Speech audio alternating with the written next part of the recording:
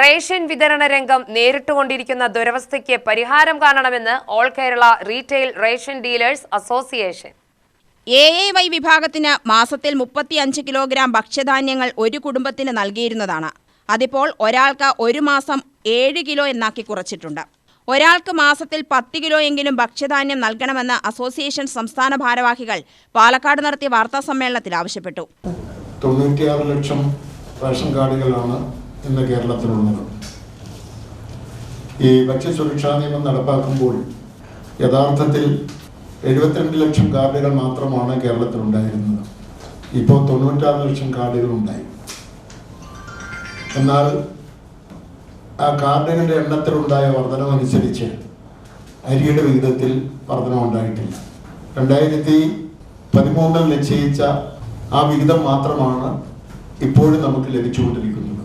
2013 നിയമം ഉണ്ടായെങ്കിലും കേരളത്തിൽ ഇത് നടപ്പാക്കിയത് 2016-17 കാലഘട്ടത്തിലാണ്. അന്ന് തന്നെ കേരളം പോലുള്ള ഉപഭോക്തൃ സംസ്ഥാനത്ത് എല്ലാവർക്കും അരി കൊടുക്കുവാൻ പര്യാപ്തമായ വിധത്തിലായിരുന്നില്ല ഇത് രൂപകൽപ്പന ചെയ്തത്. കേരളത്തെ സംബന്ധിച്ച് 57% ആളുകൾക്ക് റേഷൻ അർഹതയില്ല. 43% ആളുകൾ മാത്രമാണ് റേഷൻ അർഹതയുള്ളവർ കേരളത്തിൽ, കേന്ദ്രത്തിന്റെ കണക്കനുസരിച്ച്. ഈ 57% എന്ന് പറഞ്ഞാൽ മഹാഭൂരിപക്ഷം വരുന്ന കേരളീയ സമൂഹത്തിന്റെ നീല വെള്ള കാർഡുകൾ കൈവശം വെച്ചിരിക്കുന്ന ആളുകളാണ്.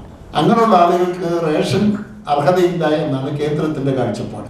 ഒരു ഉപഭോക്തൃ സംസ്ഥാനമായ കേരളത്തിൽ നിയമം ഉണ്ടാക്കിയ സമയത്ത് ഈ കേരളം പോലുള്ള സംസ്ഥാനത്ത് എല്ലാവർക്കും അരി വേണം എന്നുള്ള കാഴ്ചപ്പാടിൽ ചില വ്യവസ്ഥകൾ എഴുതി വയ്ക്കാൻ കഴിയാതെ പോയതാണ് ഈ ദുരവസ്ഥയ്ക്ക് കാരണം. നീല വെള്ള കാർഡുകൾക്ക് ഇന്ന് ലഭിക്കുന്ന അളവിന് പുറമെ മാസം 15 കിലോഗ്രാം വീതം ന്യായമായ വിലയ്ക്ക് ലഭ്യമാക്കണമെന്നും താൽക്കാലിക ലൈസൻസുകളെ സ്ഥിരപ്പെടുത്തണമെന്നും ഭാരവാഹികൾ പറഞ്ഞു. റേഷൻ കടക്കാരുടെ ആവശ്യങ്ങൾ അംഗീകരിച്ച് നടപ്പിലാക്കണം.